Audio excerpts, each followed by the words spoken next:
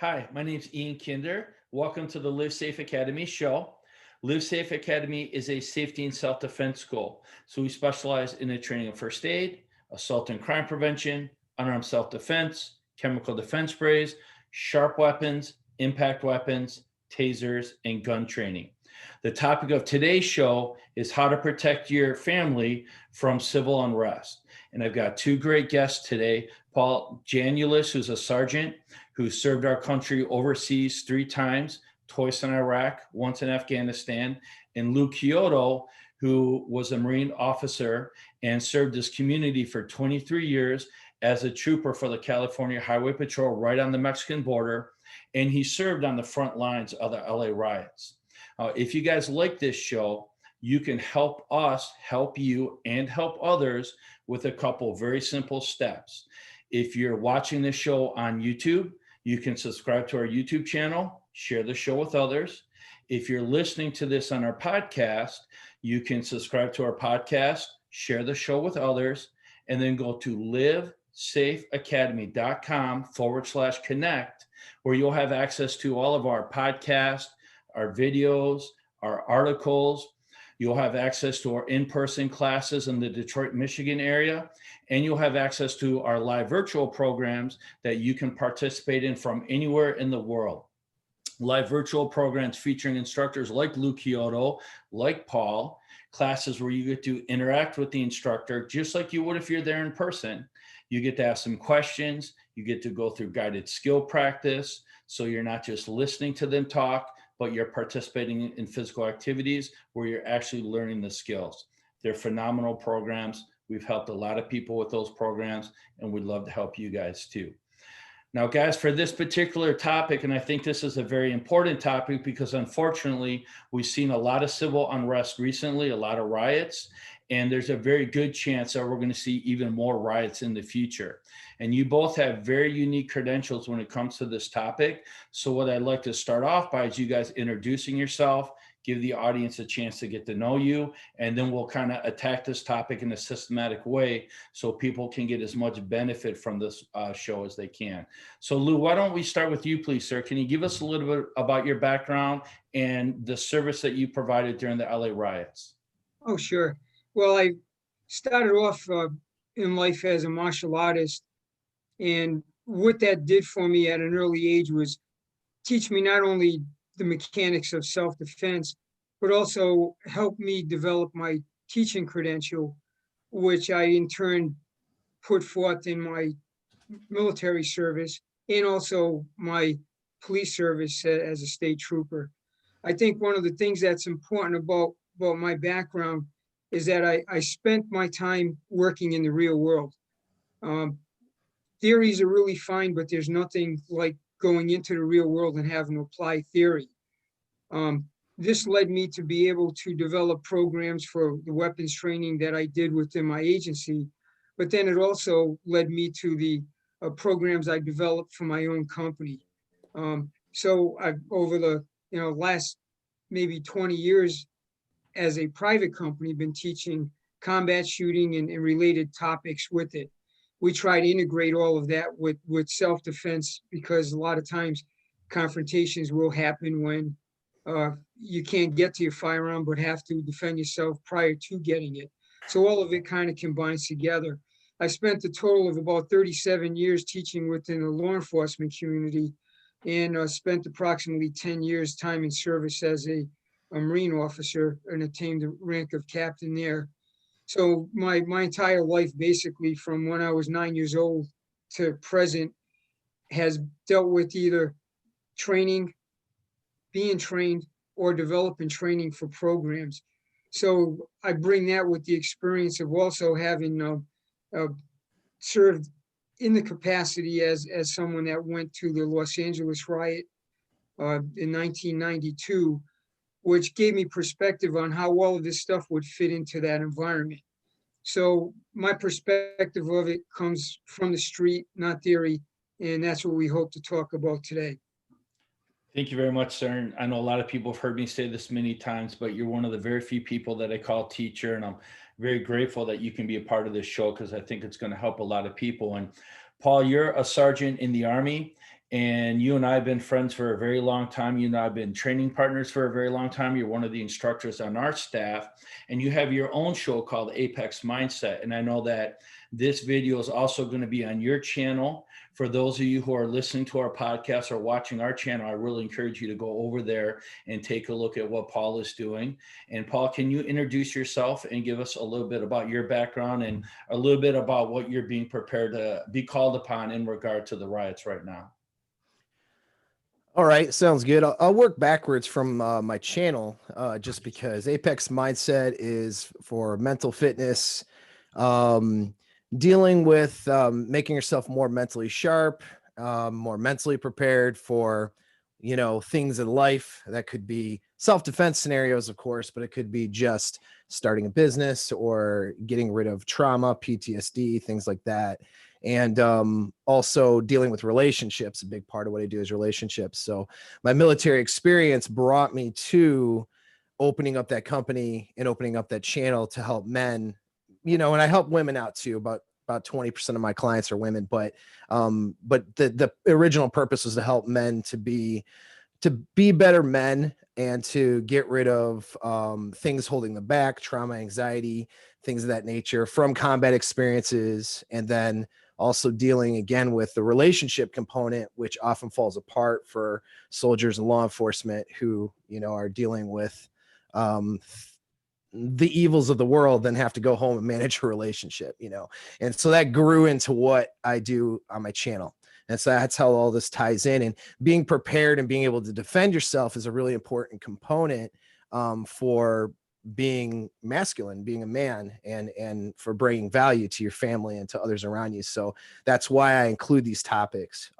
It's also a passion of mine. I, just like Lou, I started off in martial arts, ended up joining the military and spent 40 months roughly overseas, both Iraq, Afghanistan, in conventional infantry units, as well as special operations units, and have quite a bit of experience there dealing with combat scenarios.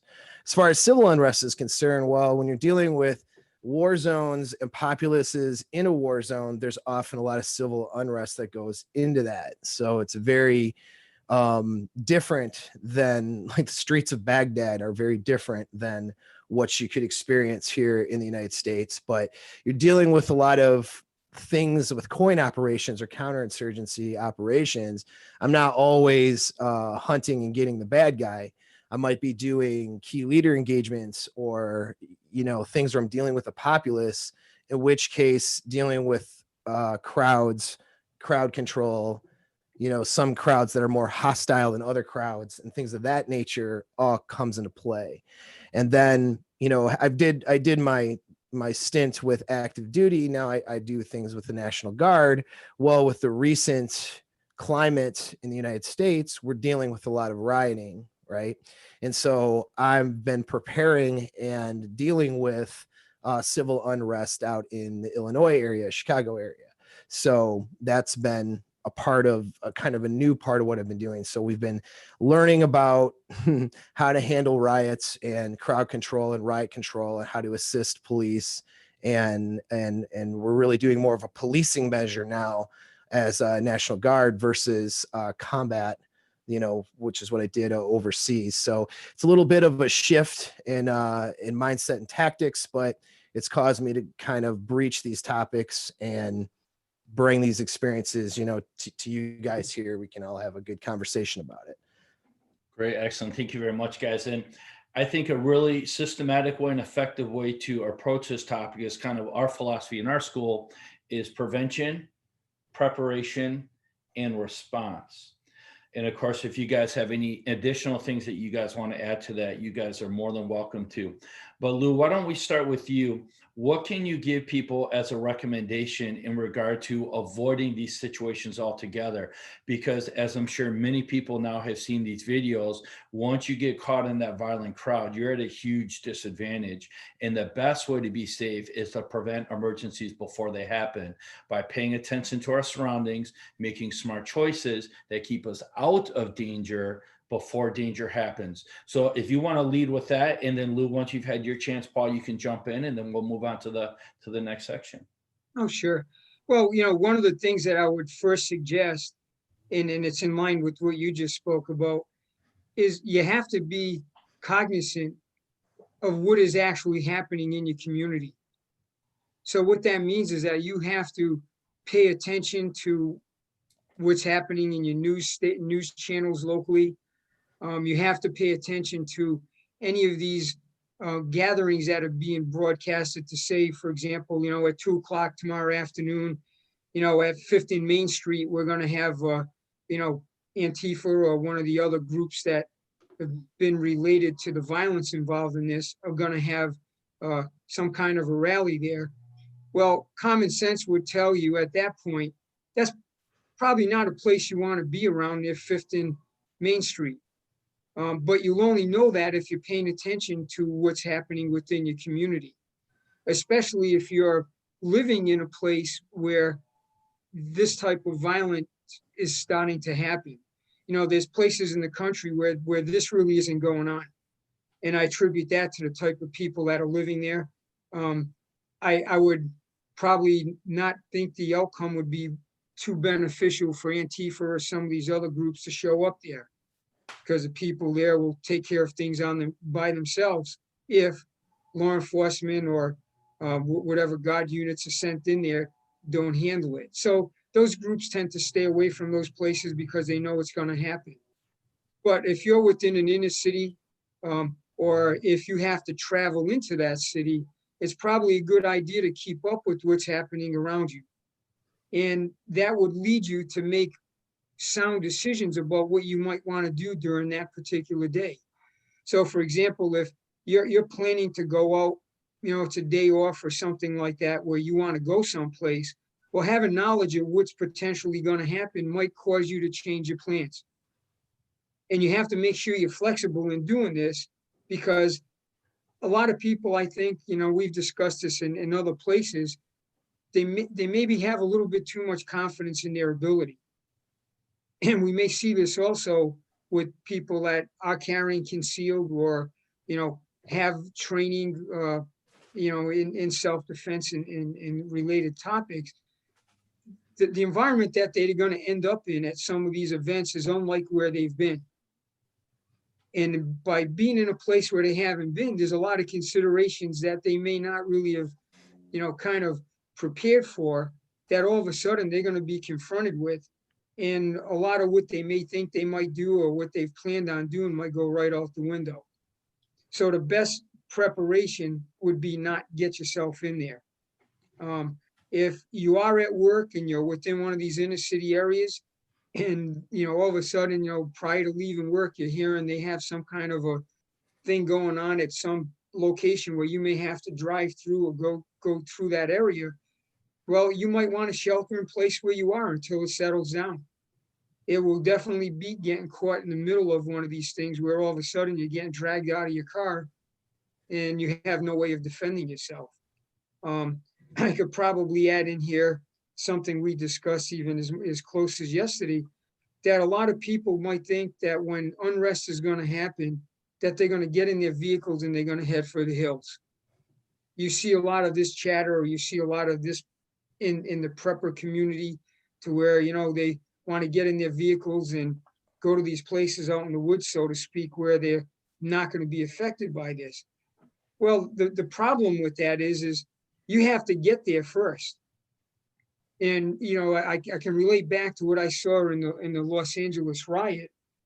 We're traveling around with 10 heavily armed troopers in three vehicles, and we're getting shot at going through the street. Well, where does that leave the average citizen trying to get from point A to point B? If they think they're just going to drive through all of this stuff, that just might not happen. There's plenty of ways for your vehicle to get disabled. There's ways of your vehicle getting blocked into where you can't crash through barricades or whatever has been brought into the street. Even if you're armed, if the opposition is armed, when it becomes a two-way range, things go a little bit differently than when you go to the range and when you're just shooting at a piece of paper and cardboard. So these are considerations that, for a lot of people that think they've already planned this out, they may have not considered all of these factors. when we were in the middle of the riot in LA, I'm telling you, 10 people that were in the middle of that were worried about being able to get out of it. And these are 10 people that know what they're doing and 10 people that are heavily armed. We're in uniform and you're operating. And things get hairy to the point where you're getting ambushed just driving around the corner. Most people aren't going to be able to deal with that. We had countermeasures for that and we initiated them. But, you know, some guy in his car taking his family out into the woods, probably not going to happen. And then once you're there, you can't not be somewhere else. So whatever happens, you're going to have to deal with it, and it may not go the way you want. So I'll leave it there for additional from Paul and you, and then if there's any clarification, we'll come back in. I think that's a great point you make about, you know, heading for the hills rather than shelter in place. I think you're much better off sheltering in place where you have as much control over your environment as you can. You know, if you're going to go somewhere else, it's probably going to be to somebody else's house because you're in the danger zone and they're not. But just randomly going out to the hills and not knowing the environment that you're going into is signing yourself up for an unknown circumstance that's probably going to be much more dangerous than the known factors that you can deal with. Paul, what is your input on prevention? Yeah. So, well, the theme that, you know, everybody's hearing here is what we call situational awareness. And that's probably the key to getting out of most problems. You know, if you are situationally aware and you have the intel of what's going on around you, then you can avoid potential problems or prepare for potential problems. And that solves most problems you'll run into. So you're not running, everyone focuses in a lot of the training and stuff, and that's okay, you know, rightfully so, on what happens when, you know, it hits the fan, so to speak, or when you're in the midst of a scenario. And they're not, a lot of people aren't thinking about just the preparation piece, which is really the situation awareness piece. And so that's just something that, you know, everybody needs to be cognizant of and needs to put most of their energy and time into, is the being situationally aware. And so what does that mean? You know, I mean, that could mean something as simple as, you know, if you're going to shelter in place is a best option, which I agree, then being prepared to do that for at least a week. You know, what do you have food wise at your house? Do you have extra, you know, batteries, like for things, chargers for your cell phone? If power goes out, do you have a solution for that? You know, you have a solution to shelter in place in your home and be able to do that without having to leave to go get supplies or run into a problem. You know, are you, oh, I don't know why my camera just stopped doing. Oh, there it goes again. That's weird, huh? Anyway, yeah. So, I mean, that's just a component that people need to prepare for, you know, having the things at the house that they need, having things in the car that they need in case they're at work or in case they're, you know, someplace in their workplace and they can't just drive out of the parking lot and go home, you know, having these things prepared, having a GPS system and a backup, even a map that doesn't require any electricity, you know, or a signal. You know, these are some things that you can be cognizant of. But just getting to know your neighbors and getting to know the people around you and having that sense of community, that's a big part of that too. You know, I know my neighbors to my left and my right here. And it's just those little things can be really important, especially I think if you're in a city environment where you're going to have to shelter, or, you know, you're going to have to be in a place where if you go outside, you're dealing with a riot, knowing who is around you in your immediate and maybe having a plan with your social circles too can be very helpful. You got to keep in mind that these people that we're dealing with, the types of riots we're dealing with right now in the United States, particularly, they're not these insurgencies, or it's not Afghanistan where you have fighting season and it's the Taliban who's willing to hold up for months. You know, these are people who are going out to create a problem. They're going out to destroy property, to cause problems, steal stuff, whatever, but there's a limited amount of energy they have. They're going to run out of energy and supply pretty quick. You're not going to be held up in your house for 3 months. You know what I mean? We're talking maybe a couple of days. So if you're prepared for a week, even I prepare for a month personally, but if you're prepared just to hole up for a week, and you have enough stuff for that, I think that you're in pretty good shape as far as being prepared. You know, I think that about covers anything I want to add to it. Yeah, I definitely agree that even just being prepared for a week, as far as having the power that you need, the food that you need, being able to weather the environment. So here in Michigan, if it's cold, that you can keep yourself warm. Everybody would be better off, regardless of civil unrest, if they can just do those basic things. So when we talk about preparation, you know, we're all martial artists, and I love my martial arts brothers and sisters. But one of the things that always kind of strikes me as odd is that people will invest so much time into their physical training, but they won't take basic steps to prepare themselves for real world violence, like owning a gun and being trained with a gun. Now, whether or not you own a gun, that's a deeply personal choice, and I respect everybody's right to make that decision for themselves. But the reason why I bring this issue up is when we talk about the issue of preparation, we have to be realistic about what that preparation is. And the reality is there are some circumstances that we can end up in where the only way that we're going to live is if we're armed and if we're capable of using the weapon that we have. So let's kind of talk about this from a matter of perspective of preparation. What are some of the critical steps that people can take before something like this happens? So if they get caught up in a situation like this, they'll have the best possible chance of success. And I know, Lou, especially in the LA riots, you know, there are a lot of people that had to fight back, whether it was their stores or their homes. And the only reason why they're successful at fighting back is because they were able to fight back. And one of the things I talk a lot about in my courses is a lot of times the outcome is determined by the steps you take before the situation ever happens. So what are some steps that we can take? And Paul, we'll throw you in there first since Lou went last time. What are some steps that people can take in advance that if they end up in a bad situation, they'll have the best possible chance of being successful?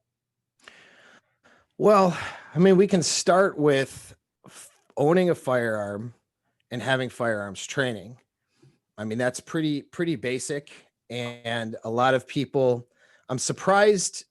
I mean, here in the United States, a lot of people own firearms, but I'm surprised about the amount of people who don't or don't consider this, or they have a firearm, but they're not trained with it, or they have something, but it's put away someplace, or they don't have enough ammo really to even make it useful, or it's not in a spot where they could access it, or they're not in a situation where they're carrying it. Now, I get some of the laws in certain states and areas, maybe they can't, but most places in the United States, you can carry a firearm, or you can have one, right? And so I don't know why people wouldn't do that, quite frankly, especially people who take an interest in training, martial arts training, things of that nature. That to me is a very basic thing. And then, of course, knowing in a good course, it will tell you the situations when that firearm is appropriate to use and when it isn't. Obviously, it's not going to be appropriate. This is the problem you run into in the riot situations and the crowd situations. It's not going to be appropriate for you just to blast, your firearm into a crowd of people necessarily, if you're not being directly threatened or attacked, right? So you can't just do that. But if you're being attacked and lethal force is justifiable, I mean, if you start shooting, problems starts getting themselves solved really fast. The people who are out there rioting, they're not combatants in the same way that, let's say, an opposing army would be or an insurgency would be. They're arguably domestic terrorists, but they're not wanting to sit there and square off with somebody who is shooting at them with a firearm. They're wanting to, it's you got to understand, crowd and mob psychology is completely chaotic. So it's total chaos with what they're doing. If they're deciding just to pull you out of a car, that's just a chaotic decision that groupthink is deciding at that moment. You start firing your weapon because lethal force is justified, they're going to stop trying to pull you out of that car. You know what I mean? They're going to start moving on to something else that's more interesting. Anybody who's been in a shooting situation, whether it's civilian or military side's a little different, but particularly in a civilian side, once the sound of gunfire happens, people scatter very quickly, you know? And so I'm not saying, of course, that you would use a firearm where lethal force isn't a justifiable thing, because that'll obviously put you in jail. But if you're in a scenario where it is, and in a riot situation where people are getting pulled out of their cars and beaten to death, you know, that's definitely a situation where you might be able to use that. You're going to solve problems very quickly. And so I think I'll just kind of start there. I do want to see if Lou could address too, because there's the idea of less lethal tools, you know, that could be used in riot scenarios, and what's appropriate and what's not appropriate for a civilian, because obviously it's very different if I'm in riot gear and I got a shield and other tools, right?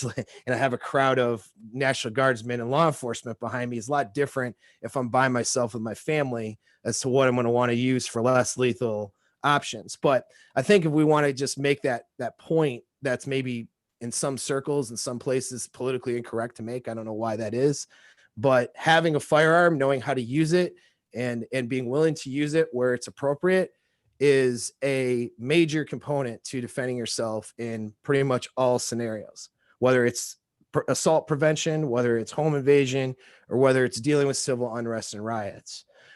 Having that tool and knowing when and how to use it, I mean, it's just irreplaceable. And people need to consider that and need to make that a priority. But I think that's good for me. I'll turn it over to Lou to expand here. Yeah, Paul, and I just want to say a couple of things here real quick, and I'll hand it off to Lou.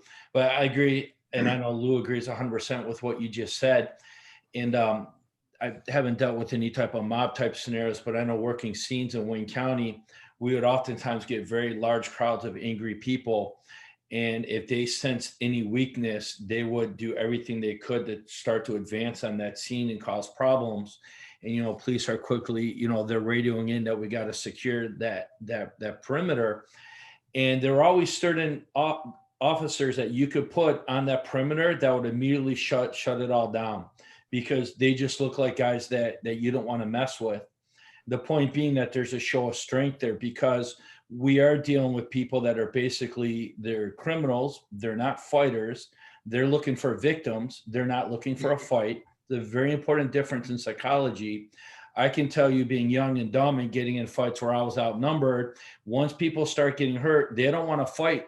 It doesn't matter if you're outnumbered or not, because they're not signing up to get hurt. They're signing up to hurt someone else. So when they're in danger, their attitude completely changes. And so having that ability to fight back really makes a big difference, because the last comment I want to make here is that I think people, when they're confronted by a threat, they kind of put this ominence, this sense of like, they give too much credit to the person who's attacking them. That person is flesh and blood like everybody else. They break, bleed, and die like everybody else does. They're putting themselves in harm's way, just like you're in harm's way. And there's nothing in writing that says they're supposed to win and you're supposed to lose. If they're rolling the dice on you, you know, they're in danger too. And if you fight back, they're in just as much danger as you are when they attack you. So there's no reason for you not to stand up for yourself and fight back. And a lot of times just the act of aggression is what solves a lot of problems. And I do just want to make one last comment, Lou, as I hand this off to you, because I want to put this on the flip end, because Paul kind of brought this up about less than lethal options. You know, the flip end of this is we're all gun guys, right? And we all have a lot of friends who are gun guys. And yet there's a lot of gun folks out there, men and women, who don't also want to learn other means of self-defense, right? Because, I don't need that. I have a gun. Well, you can't use your gun in every situation.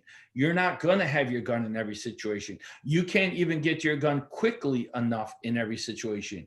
you have to have a comprehensive approach to safety. And I think, martial artists a lot of times fail to look at the essential aspects of owning a gun where safety is concerned, but gun owners a lot of times fail to look at all those other essential aspects of safety, like unarmed self-defense methods or other tools of force like pepper spray and things like that. So Lou, when we talk about preparation, what are your thoughts? Sure. Well, first, I want to say great points that Paul made, and obviously what you just put out. Those are all things that everybody should be considering because they're about as valid as it can be. What I want to start out with, which I think is important for people to really start to understand about the preparation. It goes back to the concept that when I was a field training officer within the department, we would get new troopers that come out of the academy, and our responsibility was to basically put them through a break-in period, as we call it, to where, one, we see if they're suitable to retain, but also to train them to bridge that gap between being in an academic environment and coming out to a field environment. And one of the two things that I always try to emphasize with them is that, one, they have to understand the shooting policy like it was something that they were born with in their head. In other words, you have to understand completely when it's valid or when it's invalid for you to use whatever weapon system that you happen to be carrying. And part of the reason for that is not obviously because of the legalities of it, that if you improperly use it and you shoot the wrong people or at the wrong time you go to jail. But one of the things that it will help you with is decreasing your response time to actually using it when you have to. Because the one thing that'll get people killed really quick is hesitation, because they're not sure if it's something valid that they're doing. So you have to really, in the military, and I'm sure Paul used the same term, we used to call that rules of engagement. They're telling you when you can kill people, when you can shoot people, when you can blow them up, whatever those specific things that are relating to your operation. They're giving you guidance up front about what you can do and what you can't do based on the political situations where you are, based on the type of enemy that you're fighting, whatever the case may be. And in essence, it's pretty much the same way in what we're talking about. If you do have a weapon system, when is it going to be legitimate for you to use it? And these are legal questions. And these are things that we would encourage to find out in whatever area you're in this country. Things vary from place to place. Just owning a gun in certain places, you got to go through real hoops to do it. Whereas, you can go to a state like that borders mine up in Oregon or up there in Washington State, and you can walk in and get a concealed weapon permit by just walking in the place by signing up for it, and they make a quick background check and they issue your license. So, the variety, for people in different parts of the country that might be viewing this, find out what local laws are that pertain to this type of thing. You could probably try to contact one of the local district attorney's offices. Sometimes the police might be able to give you some information, but know the law and know what you're capable of using in various scenarios. So policies and procedures are very important also, meaning, what would be an acceptable behavior. That's the second thing that I used to tell them to get very familiar with, is not only rules of engagement for lethal force, but policies and procedures that covers the whole spectrum of your job. In other words, what you can do in certain situations or scenarios that's considered to be acceptable. When can you use a baton? When can you use a pepper spray? When can you grab onto someone? All of these things you want to be really familiar with, so when you're confronted with it, there's no hesitation on your part to know that this is something we can do. So that I would encourage people to do, because it keeps you out of legal trouble, and it also allows you to decrease your mental response time to things as it's happening real time in front of you. Now, the other thing we would talk about probably in preparation is we've discussed about probably shelter in place is a really important concept, because you don't want to get caught out in places where you may not, even if you have the ability to defend yourself with your, concealed handgun or whatever you have with you, it could in certain scenarios be completely overwhelmed, even though you have it. As an example, you pull your gun and you're confronting a person with it.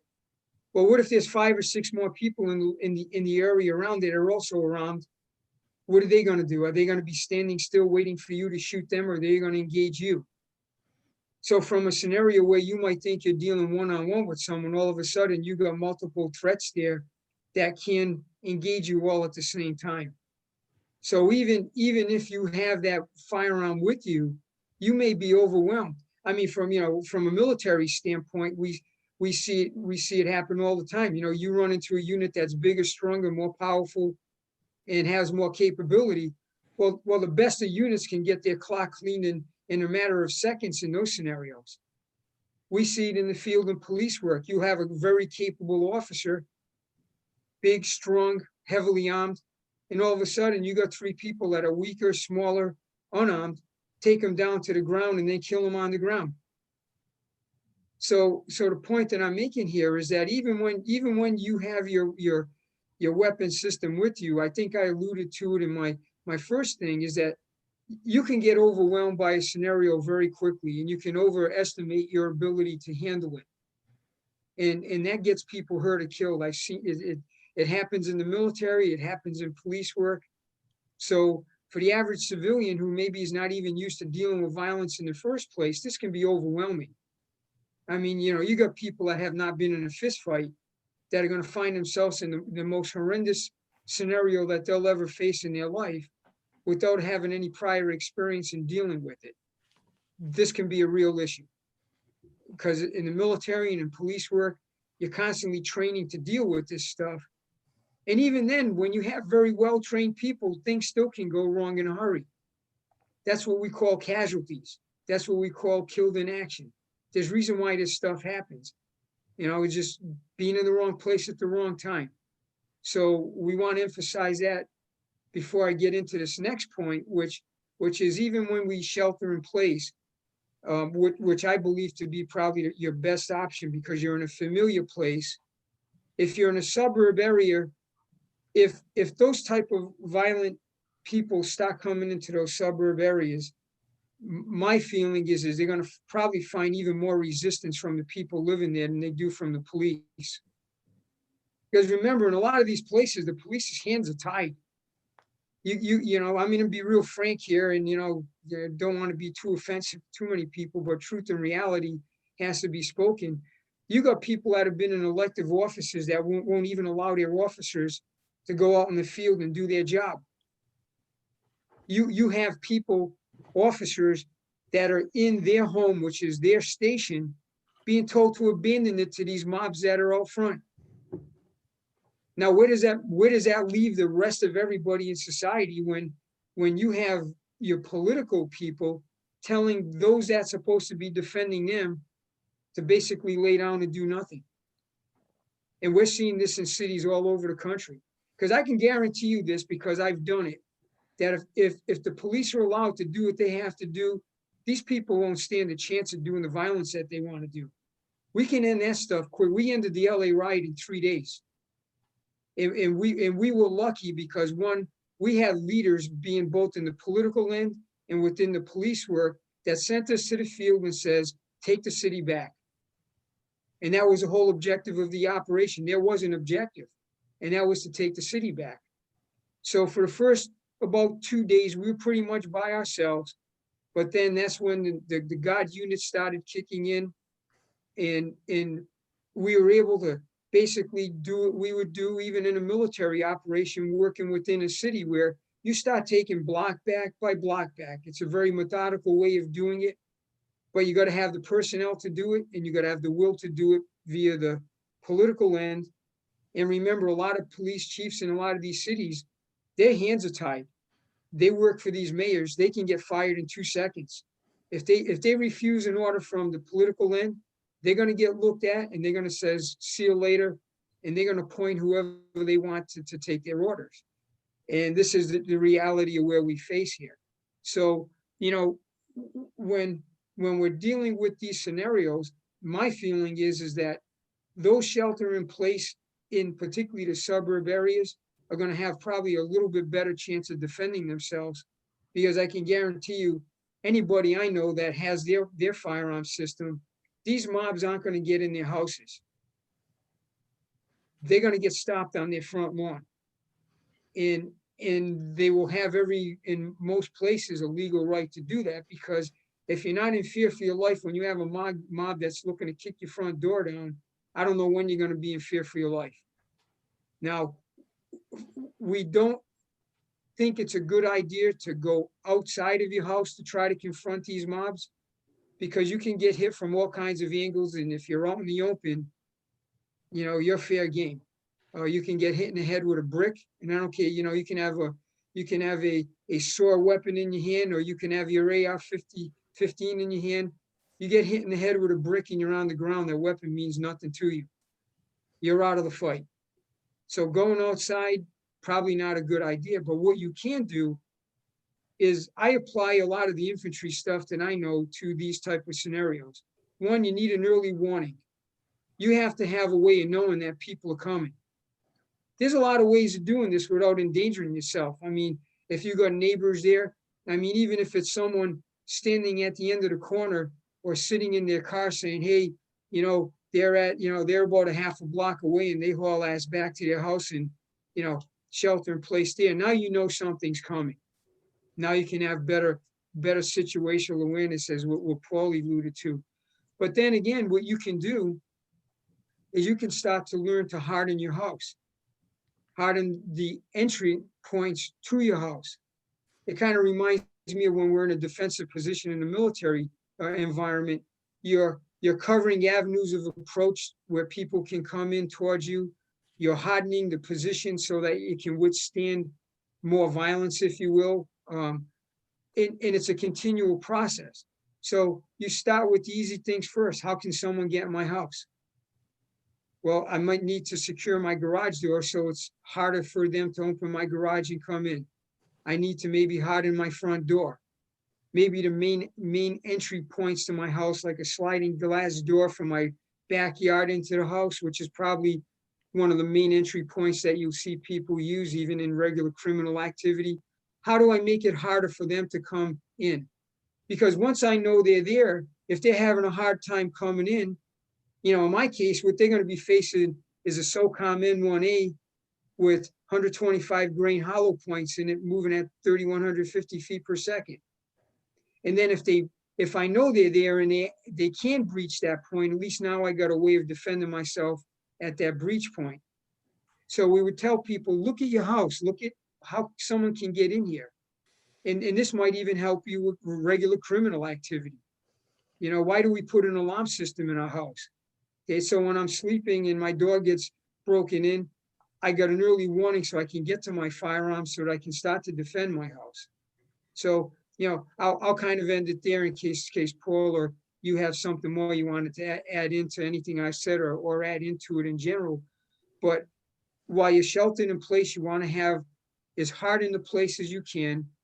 If there's other people in your house that are of age where you can say you would want them to have a firearm, make sure they're trained in that particular firearm, that it's something they can control, meaning that, there's, some weapon systems are easier for people to shoot than others. So make sure whatever they have in their hand, they can actually use. And I'll turn it back to any additional that wants to be added. Lou, I think those are great points. So what we talked about so far is sheltering in place, setting a perimeter so you're not getting caught off guard. You have more time to respond. I always like to say the more time you have to respond, the more chance you have of an effective response. Being armed, which means having the weapons, the ammunition, the training, and the mindset so that you can effectively defend yourself. And then also, I'm going to throw in there, I think it's really important that people have first aid training and that they have first aid equipment so that if there's any medical emergencies, they have an effective way to respond to. I've been to countless scenes where folks lost their lives just because they didn't have something as simple as a tourniquet. In fact, I carry a tourniquet on both sides of my body because I've seen many times when people are shot and either this bone here was broken by the gunshot or their arm was incapacitated by the gunshot, usually because one of these bones are broken. And if the only way they can access that tourniquet is with that hand, well, then they don't have the tourniquet. But the bigger picture there is you want to have the first aid training and the equipment that you can do with medical emergencies too, because it doesn't do you any good to win the fight if you just end up dying afterwards from wounds that you couldn't effectively treat, whether they be your wounds or the wounds of someone else that you care about. And I definitely agree that everybody in that family unit, everybody under that roof who is capable of fighting should be equipped to fight back. This is not where one person is going to take the lead and everybody else is going to hide in the closet. If you've got a married couple or, partners, boyfriend, girlfriend, both people want to be prepared to respond. My son, he's 20. Any problems that we have in this house, he is a participant in solving. I think that's really important too. So I think we've addressed a lot of really important things about preparation. I'm sure there's a lot more that we can talk about, and I want to talk about it if you guys have anything to add. But I also want to go into responses. So once we're in this situation, and I want to look at this from 3 different areas. And again, this is all open to your input. What happens if you're in a car and you get caught in an angry group? If you're on foot walking somewhere, you get caught in an angry group, or if you're defending your business or you're defending your home, because I think those are all really probable scenarios. And then at the end of this show, Lou, what I would like you to talk about, if you don't mind, because you were there during the LA riots, if you could maybe share some examples of situations that you thought people did things that put them in harm's way that were mistakes that people can learn from so that they don't make the same mistakes. Or on the other end, things that you think people did really well that help protect them and their families so people can learn and be inspired by that also. But Paul, I think you're up this time. I don't know if I'm getting confused here. I apologize if I'm mixing up the order, but let's talk about any one of those scenarios you pick: car, home, business, or on foot. You get in a situation where you're attacked by a mob. In any one of those scenarios, pick one and tell us what you think is an important response. All right. Well, a couple things. I do want to build off of one thing. This will apply to defending the business or home. Lou mentioned hardening, the home or hardening structures. And this is now getting into the actual tactical response or whatever. We've seen scenarios and people have this idea, okay, we got rioters in my neighborhood. I'm going to turn this into a Clint Eastwood movie and stand on my front lawn and wave around a weapon or whatever and yell at the crowd as a deterrent. I would consider that a bad idea or a bad choice. You don't know if that crowd has weapons too. Chances are they have weapons. There's going to be somebody in that crowd with a firearm. I'm all for defending your home with a firearm, of course, but to do so out in the open, to act as a deterrent, I would use just my voice as a deterrent and be behind something that's hardened. So that's just kind of an important point, because we talk about these tactics all the time, and then situations happen and people find themselves in the situation, and then they're not really well rehearsed, I guess is the best way to describe it, and what their response should be. And so here you could have a homeowner who's prepared. They have good locks on the doors, good windows, a good hardened structure. They've bought their weapons. They maybe went to the range once or twice, took a class. Next thing I know, they got a crowd of people breaching gates, breaking through, their secured neighborhood, walking through their neighborhood. And then their best laid plans are to stand on the front lawn and wave weapons around and yell at people, right? Things then, and so they end up putting themselves in danger when they had all of the tools available to them to do the right thing, but they weren't well rehearsed in the response. And so now we're getting into responses. That's what we want to talk about here, that people have, just like you want a rule of engagement, so you don't have to think these things through. We want to have have thought about your response prior to being in the situation, because people will oftentimes do a lot of the right things to prepare, but they're not rehearsing or actually training it, which is kind of understandable in some cases. It's kind of hard to train some of these scenarios or whatever, but they just don't think it all the way through. And then they find themselves doing things that maybe puts themselves in more danger or puts them at a disadvantage. So here's a great example, like on foot. And I'll use this example as happening in places like Chicago, places like Philadelphia, places like Portland all the time. You know, I'll paint the picture for you. You take your significant other, there's things going on in the area, but there's other areas where things aren't going on. You live in the city, you're going to go out to dinner or something, right? It's been quiet for a week, whatever. And you drive someplace, new, you're going to try a new restaurant out, you park somewhere, whatever. And then you're not always parking right in the same parking lot. I mean, it's a city, right? You might have to park in a lot, and then a couple blocks away, you hit a couple stores or you hit a couple things, and then you're on a nice date with your girl, right? And you end up at a nice dinner. Next thing you know, you hear some drum beats in the background, and you get word of a crowd, and now you have a crowd of Antifa types and people who are rioting that separate you between you and your car. This is like a scenario that happens to people now all the time. And so one thing I want to mention about this is you need to be in good physical condition. You don't necessarily need to be an Olympic athlete or a professional fighter, but I don't know about you guys, but I take for granted sometimes because I'm in decent shape. And you guys, both of you, Ian and Lou, do things to keep yourself in good physical condition every single day. But a lot of people out there don't. A lot of people's significant others out there don't. And so they can't even walk. I mean, walking a few city blocks for some people is a struggle. That's going to be a real problem in these types of scenarios. You may find yourself with that separation, and now you have to sit here in a place, or you have to actually leave because the crowd is expanding. You may have to walk quite a few miles, and you may be separated from your vehicle before you can find an Uber or a taxi or a Lyft to get you out of there. You know what I mean? And so that's something to consider, just having the physical conditioning to get through this stuff. But on foot, I mean, we've talked about prevention. So now what happens? And that's kind of what can happen all the time, is that you do your intel, you think you know what's going on, and then next thing you know, riots are breaking out. Things are breaking out right in front of you.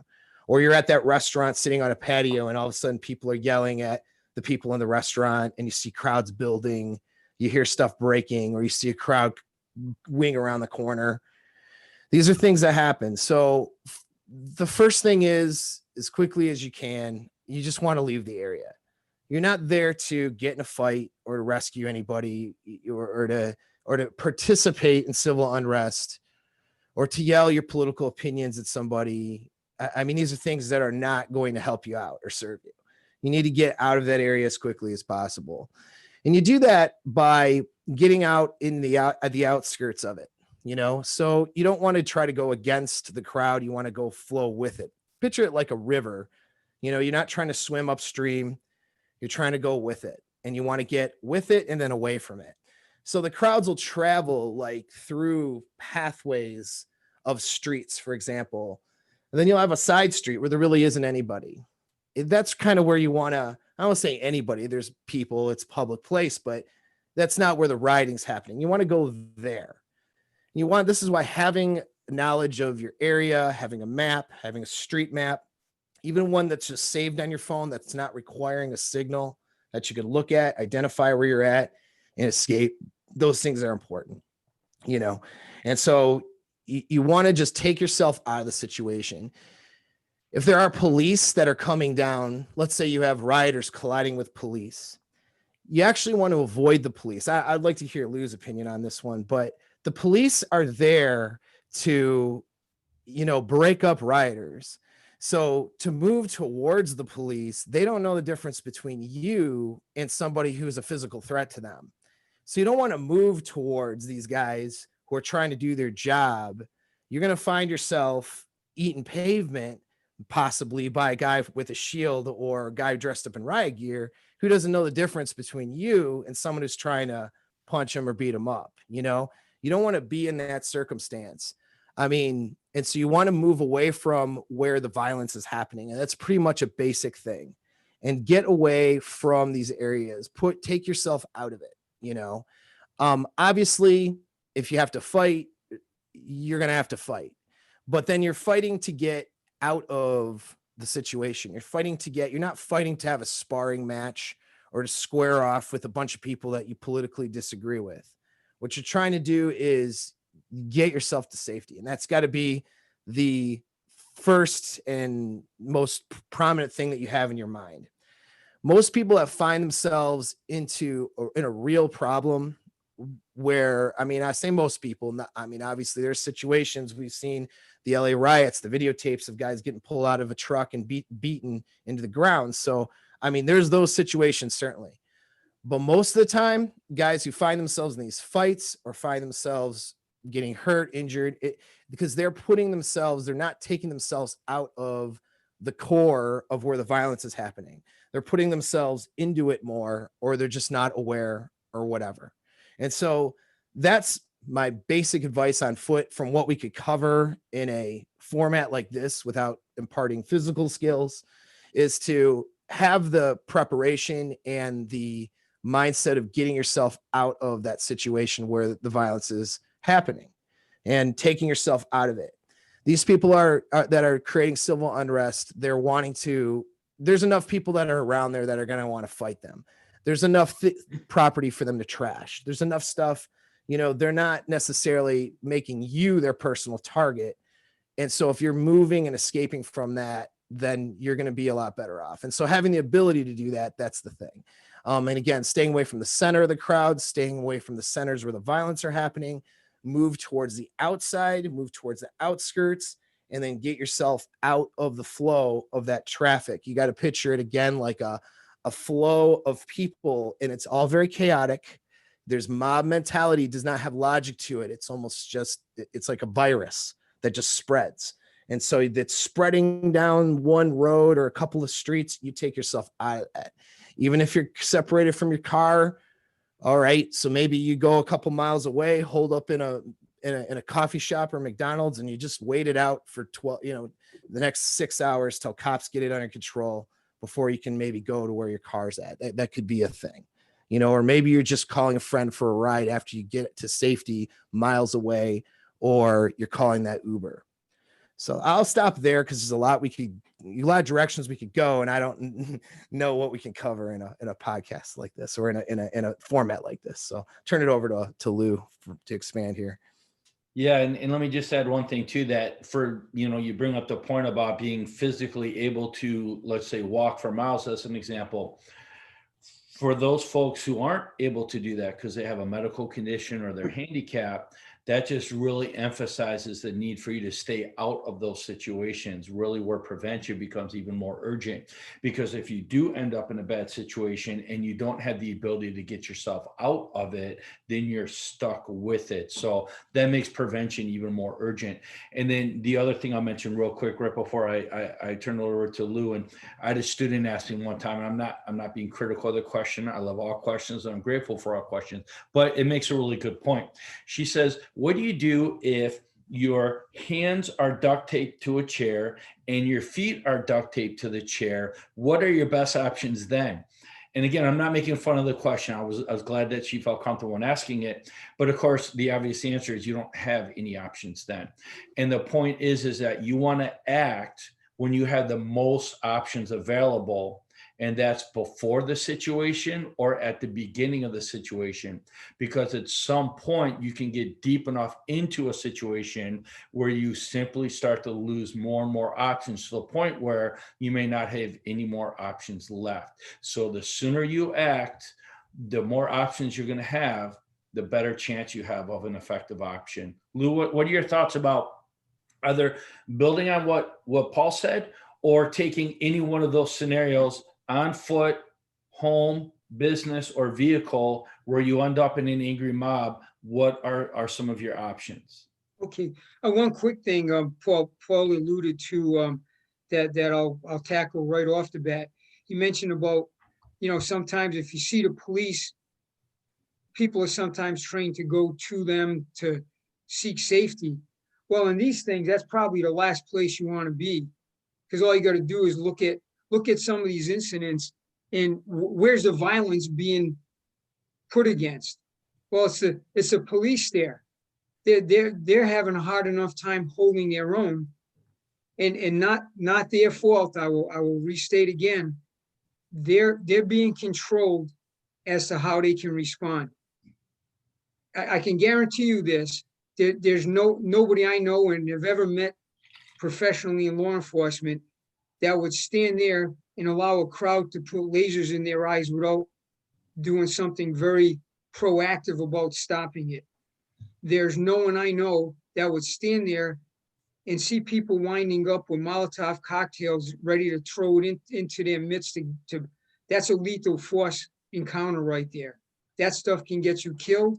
It can put serious bodily harm on you.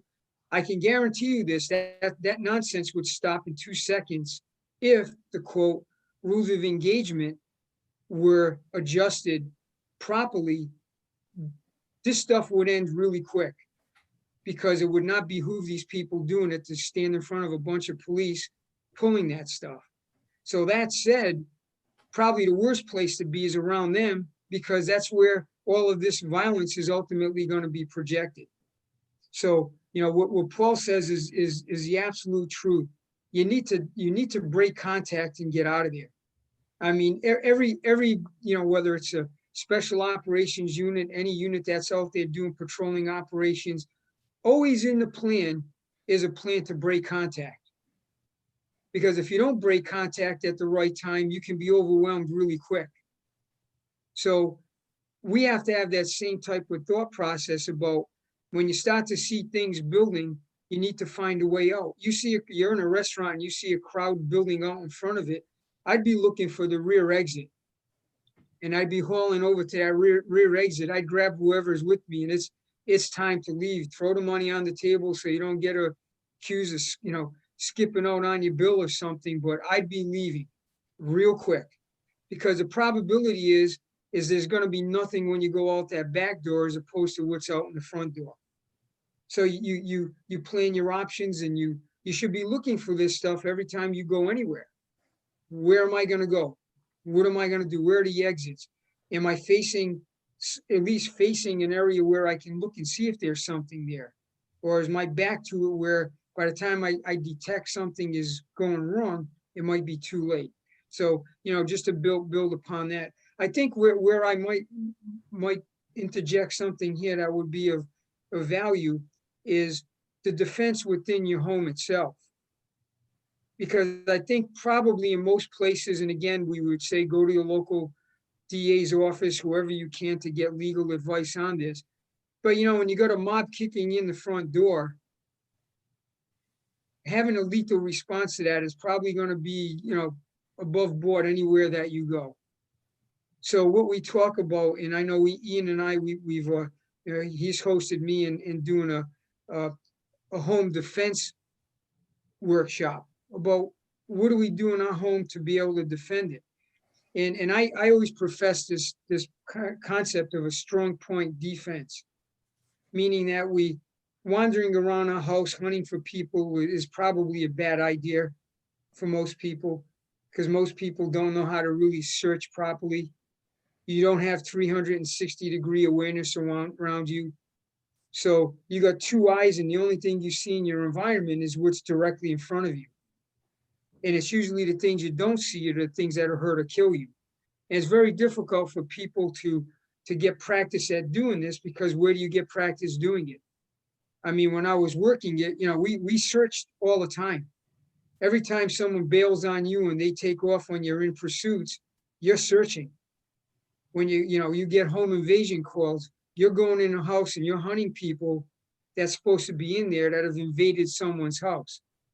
So you get a lot of practice at doing these things. You get practice at, you know, how do I corner? How do I use my weapon in these positions? You know, all of these things that are training related, you have to go out and apply, and you're doing it frequently. So you get pretty good at doing it when you're applying it. So in your house, when you apply this strong point defense, well, once you've identified a danger point where you got people that are trying to get through it, well, that is a point at which you're going to have to make your fight. You're not going to be able to go hide in a closet. They're going to find you. You're not going to be able to just go hide in the bathroom and shut the door and think they're going to go away. This is wishful thinking. So if you're going to engage someone, you want to engage them from a point at which you have got good either concealment or cover and concealment, meaning if you plan this out, you could probably put yourself in a place where you'd have the best defensible position. And that's where you're going to defend your life and the life of your family. So it's not a real hard concept to understand, but if there's a place for long guns in this scenario, that's a place for a long gun as opposed to a handgun. And you alluded to it some, and Paul also, these people that you're going to fight, they're not fighters. They're not looking to be on the other end of anybody's muzzle. Believe me, I've been there with this. They don't want to be there. And I guarantee you, once the shooting starts, there's few people going to be standing there wanting to get shot, because that's not who they are. These people are cowards. They're lowlifes. And I'm sorry to be so strong about it, but who the hell kicks someone's door in that's occupied by a decent family and wants to try to do whatever they want to do to them? If there's women in there, what do you think is going to be the biggest potential of happening? If you got kids in there, what's the potential that can happen to them? You know, who does that kind of thing? Your enemy, if you will, is someone that is about as low as a snake's belly button, because normal, decent people don't do that. And if they do it and they pay a price for it, so long as it's within your jurisdiction, it's a legal thing, don't allow them to breach into your house. Because once they're in there, if you haven't confronted them, you're at their mercy. You bring up this thing about being duct taped to a chair and that helplessness. So what do you do once that happens? Well, what do you do if someone, you know, you got a group of 5, 6, 10 people that breach your door, they're in your house, and you don't have a way of repelling them? What do you think is going to happen? You're at their mercy, period. I've had to respond to home invasions where people are hiding in their closet. And what ended it was pointing a rifle at the person's head that was pulling this off, giving them an option of living or dying. And because they're cowards, they don't want to fight you at that point. So what do? They prone themselves out, and they want nothing to do with having to pay the price for what they've just done. Okay, so that's reality. You know, these people aren't superhuman beings. They're not trained fighters. They're not a military unit. They're not fighting, you know, like we trained in the military and what we do in police work, where you're doing operations together, where people know how to cover each other. These are just bad people. So when we talk about hard point defense, you pick that point where you want to make your stand in your house. And that's where you fight from. And when you begin the fight, there's only one end of it, and that's you win. Whatever has to be done there, you win. They lose. I'll guarantee you, you're going to probably see their rear ends and elbows as opposed to the front of their body if shooting starts. They're not going to want to be there. They're not expecting that. What they're used to dealing with is what every criminal in this damn country thinks that they're dealing with, and that's a victim. And once you're no longer a victim, that's where the rubber meets the road. So it's, you know, and you alluded to it, Ian, in one of your statements about, you know, once people know that there's someone there that they want, that is willing to fight them, there's not that many people that really want to stand there and fight to that degree. You know, who wants to, how many of them want to say that they die doing what they do? So, you know, from the topic of home defense, we could put a lot more detail in this, but I think that's more for like a course. But the bottom line is that you need to pick those places so that when they're getting breached, you have a way to effectively fight. Last point, and I'll be brief on this, is if you're in a vehicle, don't stop. Don't stop. Now, that doesn't say you're going to, you know, put it to the floorboard and bring it up to 8,000 RPM and, you know, roll people over like bowling balls. But what you can do is still continue moving. And if there's any sane people in front of you, which there may or may not be, they're going to get out of your way eventually. You see this in videos of some of these incidents where this happens. The person isn't moving at any rapid rate, but what they're just doing is continually moving. And if they continually move, eventually they're building a wedge in whoever's in front of them, and that's your escape. And once you see that opening, then that's where you go for it. And then you're out of the scenario. But don't stop, because once you stop, if there's a mob there, your windows on the side of you, they break pretty easily. You know, I've had, be honest with you, at work, I've had to break them to extract people out of cars because they don't want to get out. Not that hard to do, you know? So if you are stopped, then you're at their mercy. And if you get drugged out of your car, what do you think is going to happen? Just go look at any, you could go to YouTube or any other place you want to go to, Facebook. You see this in video all the time. What happens to people once the mob gets their hands on them? So keep moving. It's a very simple concept, and there's some states like, Florida, for example, they're starting to put laws in place that are basically exonerating people before it even happens, and basically saying it's legal for you to do these things. Florida is in the process of passing a law to basically make it without question legal for these store owners to engage people to protect their property. And this, I think, is going to become a trend. If this stuff keeps on going, you're going to see more and more of this happening within the legislators in some of these places, so that people, again, getting back to knowing what you can do. You asked me to make a statement about the riot. Well, I had to at some point during the operations there go into the Korean community there, and what we're doing is waving to people up on the top of their buildings with their rifles in their hands, and there's not one window broken, there's not one thing broken, there's not one thing stolen, and they got smiles on their faces. Because a lot of them that have come here from Korea, as we know, because I'm in Korean martial arts, so I've been around Koreans my entire life. They do military service there mandatorily, so they all know how to shoot, and they're not afraid to shoot. I've done operations up on the DMZ up there. They're locked on. They know what they're doing. So they come back in the civilian world. They don't leave that knowledge behind. So all they did is they applied simple principles of defensive positions to their businesses. So, these are things that hopefully nationwide, it should be it should be absolutely no issue involved with people defending their businesses, just like it should be no issue defending your home. So I'll turn it back in case there's anything you want to add. I'll just add a couple quick things. From a tactical point of view, one of the best positions somebody can be in is what's called a prepared defender, where excuse me, it's not COVID, by the way, that's allergies, where the only thing that you have to own is a door, especially if when they breach that door, you can see them before they can see you, so that you have time to break your shots before they can get eyes on you and break shots on you.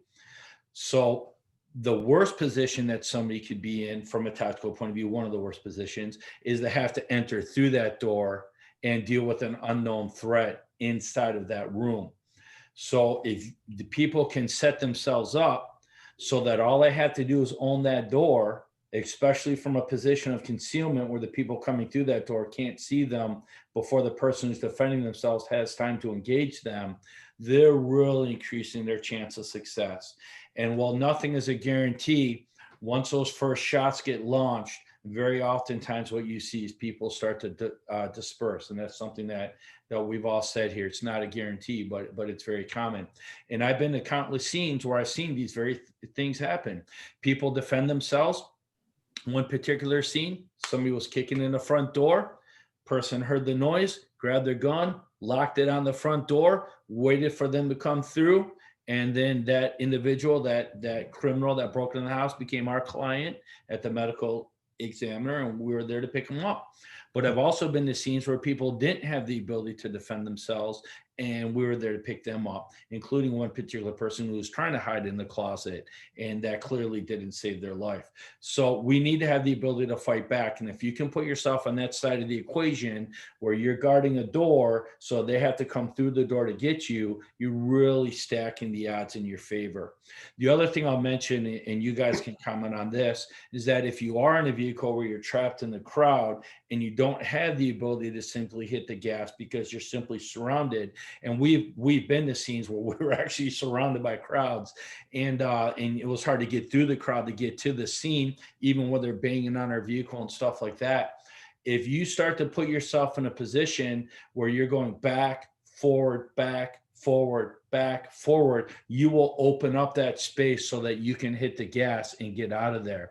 So if you're ever in that situation, don't get out of your vehicle. Don't stop moving, because once you stop moving, everybody's just going to converge on you. If you can't just go forward, then you start to go back and forward, back and forward, back and forward until you do have that space that you can get forward, and then get out of there as quick as you can. And I'm going to ask one last question. I want your opinion on this. I feel that pepper spray can have a role when you're dealing with crowds, and whether it's in your vehicle or when you're walking, I think pepper spray can play a role. Now, with anything that we do, there's always considerations. You don't want to be in a situation where you envelop yourself in the spray and then you make your situation worse. But I do think that pepper spray can be advantageous in some situations when you're dealing with crowds. What are your thoughts on that? Whoever wants to jump in. Well, I'll jump in real quick on a couple things. First of all, and this is related to pepper too, even. I just want to mention in general, just like I kind of wanted to mention before in general about the physical fitness aspect of it, but also mental resiliency is really important here too. And it's not to get off topic, but people are not used to being uncomfortable in our society. Now, we sitting here on this panel in this discussion, we're all used to discomfort. We've all put ourselves through discomfort and training. We've done things that are uncomfortable. You know, a big part of military training, particularly for elite units, is to just make you really, really, really uncomfortable. You know, and then have to mentally and physically overcome that. And it's not even a physical barrier as much as it is a mental one. But people today are not mentally resilient, and then that ends up becoming a problem in these scenarios. Quick example. This was a few days ago. I was at a cafe. A guy started choking. He needed, there goes my camera. I don't know why I just did that. There we go. All right, fix that. I don't know. It's so anyway, but a guy was choking. He needed a Heimlich maneuver, right? And so people were like, "Host, what's going on?" I walk over there. His friend had started to do it. I positioned his hand, stood him up, and his friend was actually doing the Heimlich. I put his hands where they need to go. It worked. The guy started breathing again. He just put some food down the wrong tube, right? Not a big deal. Guy was like, "Oh wow, I just breathe in food or something. What happened to me?" Yeah, okay, happens, right? I go to sit back down. There's like maybe a 21, 22-year-old, I'd call him a kid, who's working. He's clutching his chest and he's breathing heavy. I look at this guy. I'm like, are you okay, man? Like, are you going to be all right? He's like, "Oh, well, it was really scary." I'm like, oh my God, he can't even watch someone need the Heimlich maneuver. He needs, a counseling session now and a hug. I just couldn't, I don't even know what planet we're on half the time. But my point is it's a sad but funny story, but that a lot of people are not used to mental resiliency. Look, you're going to be uncomfortable in that little scenario where you're on a great date with your girl and all of a sudden you got a crowd separating from you and your car and you got to walk a couple miles and change your plans for the evening. Yeah, that's going to suck. It's going to be uncomfortable. If you're held up in your house for longer than what you would like, might be uncomfortable. If you're in a fight, that's very uncomfortable. And so you got to get used to discomfort. And some of the people watching this, and your average person today, they're just not, they mentally break down when things get uncomfortable, and that's going to cause them to fail. That leads us into pepper spray too. I think pepper spray, and I'm not a law enforcement professional, but it stands to reason that pepper spray is a great tool to kind of clear out a crowd and some space so you can get away from something. And it's less lethal. And so you're not going to, it's not the same as shooting into a crowd. It's not going to cause you that kind of trouble, right? And so I think that pepper spray is definitely a good tool that people need to consider. Because people, particularly rioters and stuff like that, they don't want to be uncomfortable either, as we've already sort of stated here. They're not here to fight, right? They're not an insurgency. They're not trying to go see Allah, and willing to fight you to the death. They want to just cause, they have their agenda. They want to cause problems. And when some discomfort is presented, like you fighting back, for example, they're not necessarily, a lot of them are not going to want to stick around for that, especially if they think they're not going to win. So spraying pepper spray at a group of people that are causing you, that are potentially causing you like a threat to you, right? To get out of that situation is probably pretty valuable. And they're not just going to want to they're not necessarily the determined attacker or criminal that's going to want to fight through it. And so I think pepper spray is a very valuable tool for that. You got to make sure you have training with it though. Take a course, okay? Know what kind to get, not just for the legal stuff in your area, but also what's going to be effective. Some little keychain things is just not going to be enough, not going to be effective. Know what kind of spray you need to carry, where you need to carry it so you can access it in an emergency, and then how it's going to happen. And then back to discomfort, you should probably know what it's like to get sprayed with pepper spray or feel what that's like. Okay. Because if you do spray it and some blows back in your face or whatever, it's going to be a little bit discomforting, so some of these courses, they, can put you through that where you get sprayed. I mean, whenever we learn how to deal with OC spray or pepper spray or, even tasers and stuff, generally you're getting a taste of it, so you know what that's like. And I think that's a valuable thing for people to train, just so you, again, especially with pepper spray, because there's that blowback effect, depending on what kind you're using. If you get a little bit in your face, a little bit in your lungs, you're not going to die. It's just a discomfort. Other people are unfamiliar with that discomfort, and they're going to be more afraid of what is, going on than you, if you've taken it before. And you take a little bit in your lungs while you're trying to get away, you'll be fine, but just putting yourself through that training, that's part of that preparation. So I'll leave it, the rest up to Lou here and you, Ian.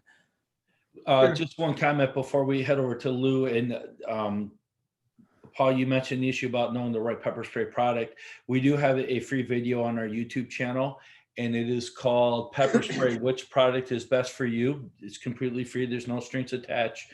There are links in the show notes of that video for which I get no commission for. They're just put there as a public service. If anybody has an interest in, you're more than welcome to look up that video or contact us and we'll send it to you. I do want to mention one thing about mindset, and then we'll kick it back to Lou, and I think to kind of wrap things up here. But I know being at scenes where we had to deal with angry mobs, you can very quickly see the people who are resilient and experienced, and those who are completely out of their element. Some people are walking around with deer in the headlights and you can tell they're panicking, where other people, they're literally joking around and having a good time because they understand what's going on in the situation. We were in one group where we had a really big crowd. This is one of these scenes where I could barely get my vehicle through because the crowd was so large and so angry.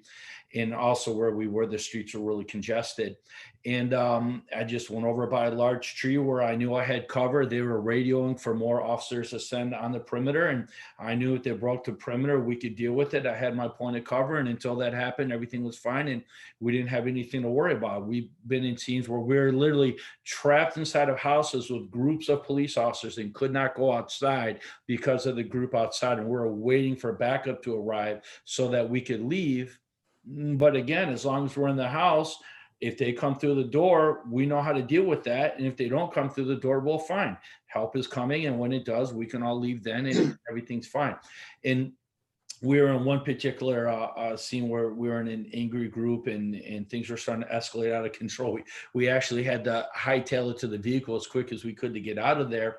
But right before that happened, I had a partner with me who was a little bit less experienced and was getting really scared. And I looked at him, I said, look, when you look at these people, you have to see one of two things. You have to see fear or you have to see respect. Because if you don't see one of those two things, you're in trouble and this thing is going to escalate really quick. So you're going to have to stand your ground. You're going to have to keep it together and you're going to have to show that you're comfortable and strong in this environment or things are going to escalate. Now that doesn't apply 100% to what we're talking about here, because obviously if you're dealing with an angry mob, that isn't actually a riot. That's different than just dealing with an angry mob at a scene.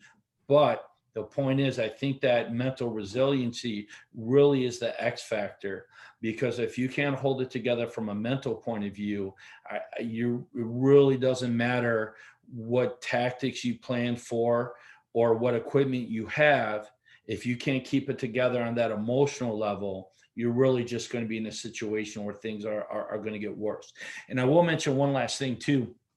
One of the things that I talk about is you never want to wait until you're in the problem to solve the problem.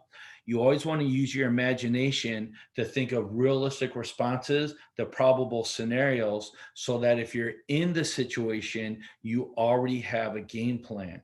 Because under stress, that intellectual brain gets suppressed and it's harder to solve problems. So you want to solve your problems when you're not under stress. So when you're in that situation, you already have a plan to react with, rather than having to come up with a plan. And I'm going to mention one last thing here. If you ever are in a difficult situation, you want to, as quickly as possible, shift your focus from the problem to a simple solution. A lot of times when people freeze, they freeze because they're caught off guard and they don't know what to do. If you have a plan in place before you need it, and you know how to shift your focus from the problem to a simple solution, that can help prevent you from feeling overwhelmed, getting caught off guard, and then freezing under the circumstances. Let me give you a brief example. If you see somebody with a knife and they're threatening to kill you, you go, man, that's a big knife and I don't want to get stabbed over and over again and I don't want to die today. That's going to be what causes a lot of people to freeze. But if you shift your focus from the problem to a simple solution like door out, object throw, gun shoot, or even just move, that can get you into the action phase and help protect you from freezing under those circumstances. And that's like what Paul talked about earlier. When you see the crowd coming, keep it together emotionally. Understand that there is a game plan. There is a plan forward. That plan forward is to move away from the crowd. That's the direction of safety. So you're shifting your focus from the problem, oh my God, this crowd's coming, what do I do? To that simple solution, move away from the crowd, get to a point of safety, then worry about everything else afterwards, like getting back to my vehicle and getting back home. I don't know if that makes sense, but I think that emotional factor really is an X factor. And having seen that myself many times in dangerous situations, some people just completely fall apart. You need to get a handle on that before you're in the situation, because everything else is just academic if you can't hold it together from an emotional point of view. And Lou, I think this podcast, like always, because there's so much to talk about, can really go on for a long time. So it's probably a good time to wrap it up. And I'd like to wrap it up with your closing thoughts. And of course, Paul, if you have anything to add, I would love to add that too. And then I will wrap things up with just a very quick conclusion once you guys are done. So Lou, the ball's in your court, sir. Sure. Well, if I had to wrap this, what I think is a very beneficial conversation we've been having, it shows the importance of prior planning. And prior planning is what usually can get us through most of what happens. And I think that's probably the biggest thing that's lacking in most people's day-to-day dealing with issues and problems and things of that nature is they're not planning for what the potential event can be. So you can take a lot of the individual things that we're talking about and start developing planning about it. Real simple. Paul brings up the point about, hey, you might have to stay in your house for a few days.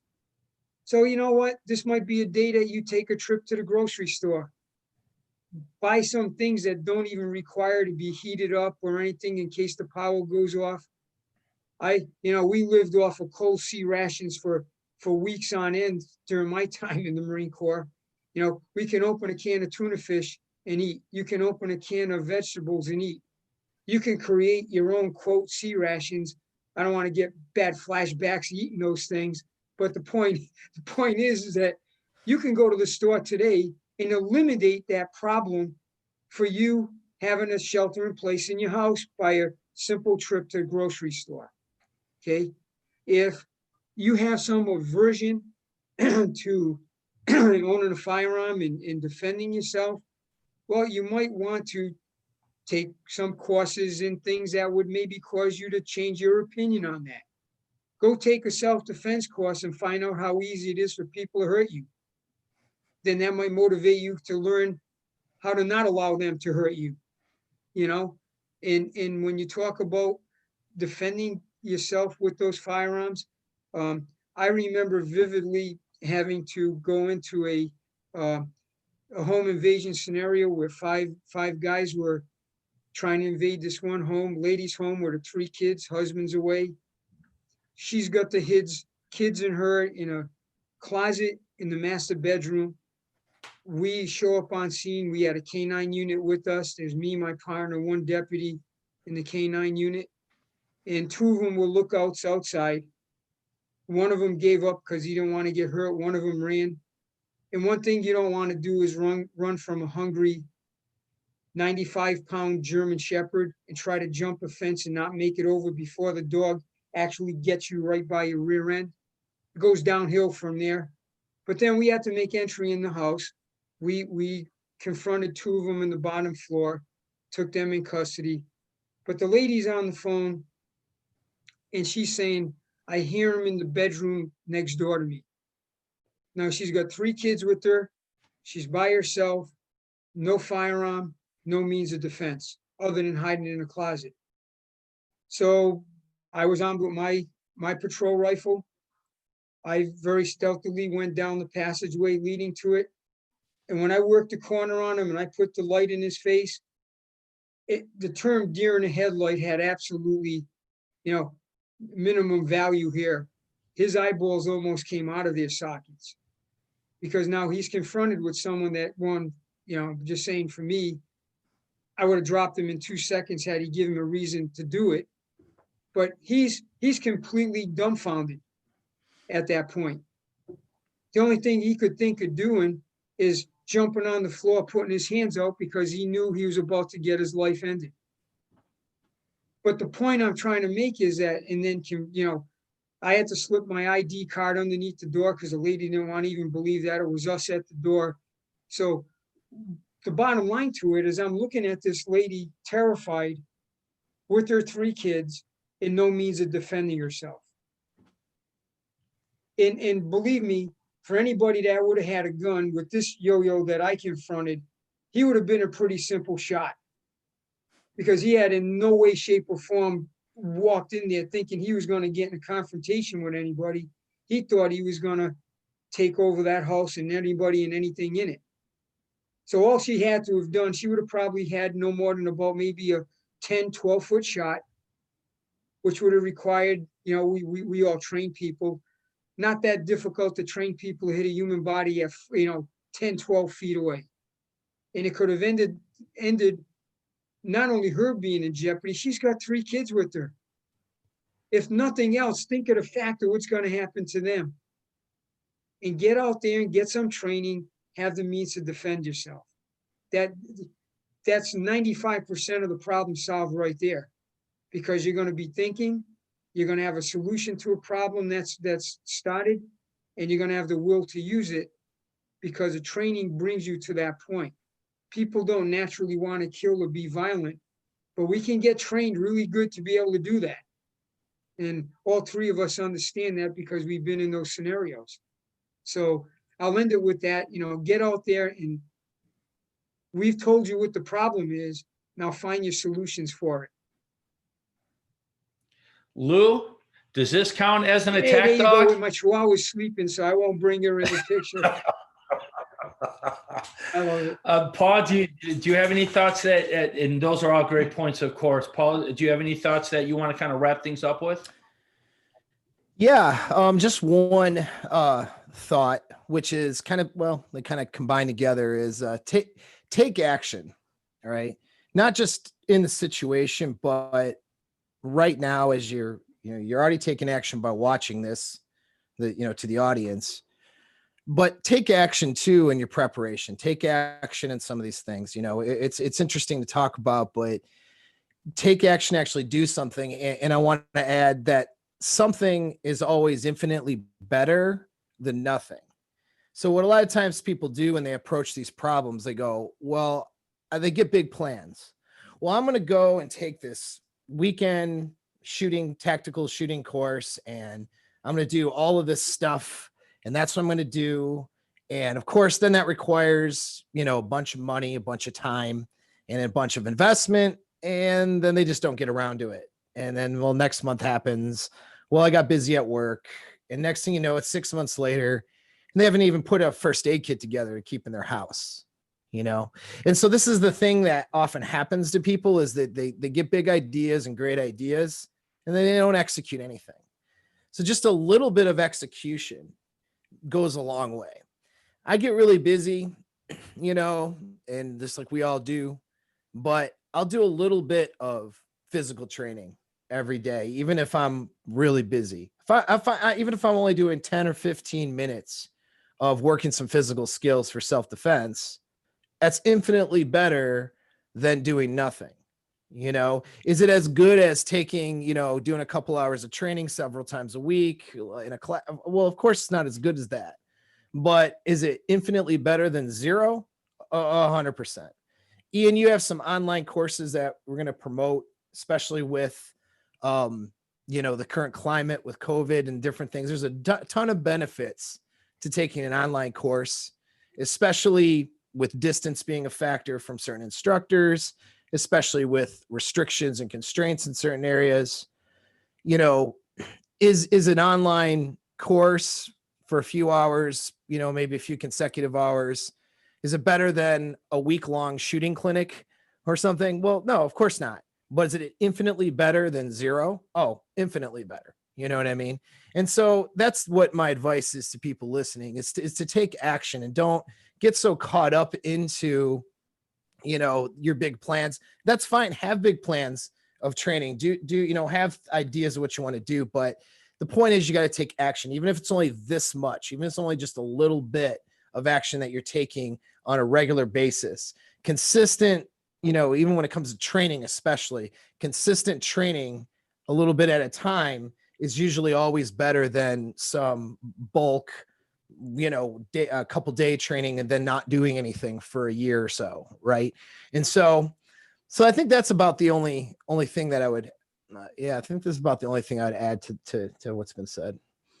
Well, Paul, to build on your point, if somebody did one palm strike a day at the end of the year, that's 365 palm strikes. How many people that have done 365 palm strikes, right? So, I mean, that's huge, right? But it's so small and so simple. With the online courses, guys, we're going to be having courses that feature both of you. Lou, we just taught our first virtual class, or I featured you in a virtual class that you taught on combat shooting methods. I've been teaching a lot of these virtual classes, unarmed self-defense for men, women, and teens, for children. We have a crime prevention class that's online.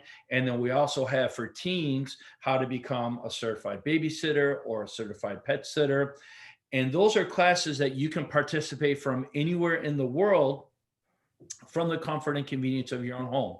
Paul, we've got classes that are coming up with you. I've got classes coming up with one of the other female that I call teacher, Joe Ferrera. And what's nice about these classes is, unlike just, let's say, a YouTube video where people are learning passively, they get to interact with the instructor. They can ask you questions, just like they would if we were all in the same room together.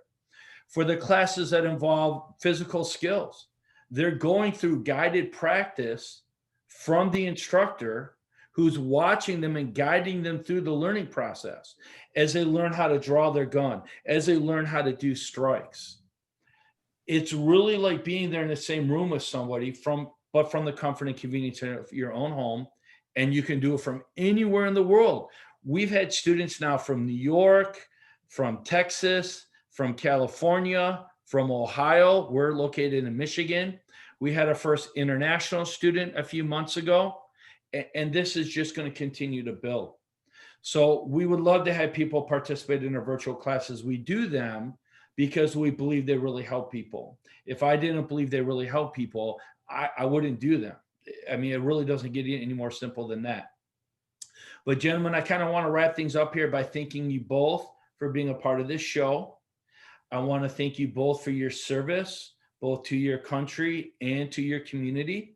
And I say that not only Lou as being a trooper, but for both of you, Paul and Lou, being instructors that are out there teaching people and helping people not only keep themselves more safe, but to keep other people safe too. I really appreciate that. As a trainer, this is my calling in life, and I know what a difference that it makes. I'm so grateful to you guys that we can all work together and help people that way. If you like this show, you can help us help you and help other people too. It's simple. Subscribe to our YouTube channel. Share this video with other people. Subscribe to our podcast. Share this show with other people. Go to LiveSafeAcademy.com/connect, where you have access to our podcast, our videos, our articles, our in-person classes in the Detroit, Michigan area, and again, our live virtual classes, including classes that feature Lou and feature Paul, where you can learn from anywhere in the world and participate with these folks just like you were there in person. It's a phenomenal opportunity. Also, I know this show is going to be on Paul's show, Apex Mindset. So if you guys are watching from Paul's show, I would love for you guys to come over and subscribe to our YouTube channel, see what other videos we have. And if you're listening to this on my show or on my podcast, I would love for you guys to go over to Paul's show and subscribe to him, look at his videos, and see what he has to offer. So guys, thank you very much for everything that you did today. Thank you for everything that you've done for people in the past. Thank you for those of you watching and listening to the show. I hope everybody has a great day and stay safe.